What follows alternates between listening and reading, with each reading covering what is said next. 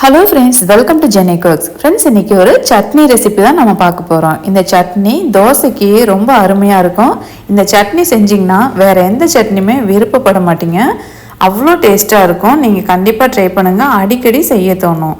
இட்லிக்கும் ரொம்ப நல்லாயிருக்கும். கண்டிப்பாக நீங்கள் ட்ரை பண்ணி பாருங்கள். வீடியோ ஸ்கிப் பண்ணாமல் பாருங்கள். அப்போ தான் நான் என்னென்ன பொருள் சேர்த்துருக்கேன் அப்படின்ட்டு உங்களுக்கு தெரியும். அதே டேஸ்ட்டு உங்களுக்கு கிடைக்கும். இப்போ ஒரு பேன் அடுப்பில் வச்சுட்டு கொஞ்சமாக ஆயில் சேர்த்துக்கோங்க. அதில் சும்மா ஒரு 2 பிஞ்ச் அளவுக்கு மட்டும் வெந்தயம் சேர்த்துக்கோங்க.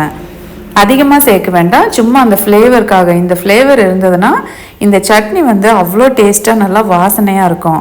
2 பிஞ்ச் அளவுக்கு மட்டும் எடுத்துக்கோங்க. ஒரு 20-25 இருக்கும். கூடவே 1 டீஸ்பூன் அளவுக்கு கொத்தமல்லி எடுத்துக்கோங்க. வர கொத்தமல்லி. இதெல்லாம் லோ ஃப்ளேம் வச்சுட்டு நல்லா மெதுவாக வறுத்துக்கோங்க. கூடவே உங்கள் காரத்துக்கு ஏற்ற மாதிரி 5-6 வரமிளகாய் சேர்த்துக்கோங்க. காரம் அதிகமாக தேவைப்பட்டால் நீங்கள் இன்னும் 2 கூட வரமிளகாய் சேர்த்துக்கலாம். லோ ஃப்ளேமில் நீங்கள் வறுக்கும்போது அந்த வரமிளகாய் பதமாக வறுத்து வரும். அப்போ நம்ம வறுபட்டோடனே அந்த மிளகாய் மட்டும் எடுத்துக்கலாம்.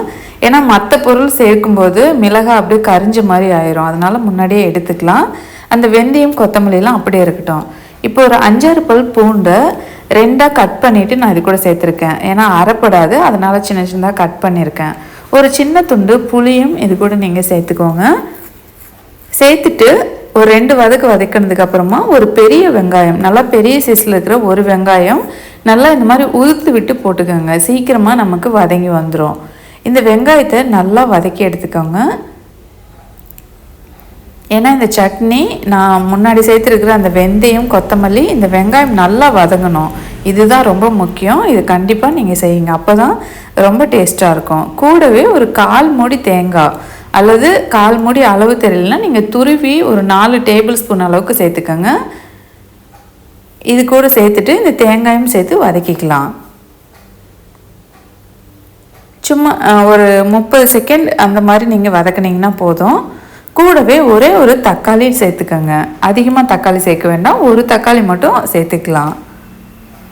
எல்லா பொருளோட டேஸ்ட்டுமே இதில் கலந்து மொத்தமாக நம்ம கடைசியாக அரைச்சி வரும்போது நிஜமாலுமே வேறு எந்த சட்னியுமே உங்களுக்கு கவனம் போகாது. அடிக்கடி நீங்கள் இந்த சட்னியை நீங்கள் செஞ்சு சாப்பிடுவீங்க. இது நான் கண்டிப்பாக கேரண்டி கொடுப்பேன். அவ்வளோ சூப்பராக இருக்கும். இப்போது இது தக்காளி நல்லா வதக்கி எடுத்தாச்சு. இப்போ ஒரு அகலமான பாத்திரத்தில் கொட்டி நல்லா ஆற வச்சுக்கோங்க. இது நல்லா ஆறட்டும். சூடோடு அரைச்சிங்கன்னா எந்த சட்னியுமே நல்லா இருக்காதுங்க. அதனால் நல்லா ஆற வச்சு அரைங்க. எந்த சட்னியாக இருந்தாலும் நம்ம வதக்கி அரைக்கும்போது நல்லா ஆற வச்சு அரைச்சிக்கணும். இப்போ அந்த மிளகாய் காம்போடு போட்டிருந்தேன். காம்புலாம் எடுத்துக்கலாம். ஃபுல்லாக எடுத்துட்டேன். இப்போ நல்லா ஆறிடுச்சுங்க. இப்போ மிக்ஸி ஜாரில் போட்டுக்கோங்க.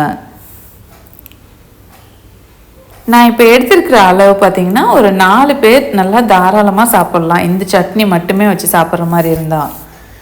தேவையான அளவு கல்லுப்பு சேர்த்துருக்குறேன். ஃபஸ்ட்டு தண்ணி எதுவும் சேர்க்காமல் ஃபஸ்ட்டு கொரகொரப்பாக அரைச்சி எடுத்துக்கோங்க. இதுக்கப்புறமா தேவையான அளவு தண்ணி சேர்த்துக்கோங்க. தண்ணி சேர்த்துட்டு நல்லா ஃபைன் பேஸ்ட்டாக எந்த அளவுக்கு அரைக்க முடியுமோ நல்லா அரைச்சி எடுத்துக்கோங்க. மைய அரைச்சி எடுத்துக்கோங்க. பாருங்கள், நல்லா அரைச்சாச்சு. இந்த திக்னஸ் போதுன்னா விட்டுறலாம். இல்லை இன்னும் கூட நீங்கள் தண்ணி கொஞ்சம் சேர்த்துக்கிறதுனால சேர்த்துக்கலாம். இப்போ அதே பேன்லேயே சும்மா கொஞ்சமாக ஆயில் விட்டுட்டு கடைசியாக தாளிப்புக்காக ஒரு 1/2 டீஸ்பூன் கடுகு, 1/2 டீஸ்பூன் உளுந்தம்பருப்பு போட்டு ஒரு 2-3 கொத்து கருவேப்பிலை கட் பண்ணி சேர்த்துருக்கேன். இதெல்லாம் நல்லா பொரிஞ்சோன்னே இந்த தாளிப்பு எடுத்து நீங்கள் சட்னிலே கொட்டலாம். அல்லது சட்னி எடுத்துகிட்டு இந்த தாளிப்புலேயும் சேர்த்துக்கலாம். உங்கள் விருப்பம் தான். நான் இந்த தாளிப்பு கூட இந்த சட்னி சேர்த்துக்கிறேன். ஸ்டவ்வை ஆஃப் பண்ணிவிட்டேன். இப்போ சும்மா 2 கிளறிட்டு அப்படியே நம்ம வேற ஒரு பாத்திரத்துக்கு மாற்றிக்கலாம். இப்போ சூப்பரான சட்னி ரெசிபி நமக்கு தயாராகிடுச்சுங்க. இது தோசைக்கு வச்சு சாப்பிடுங்க. அட்டகாசமாக இருக்கும்.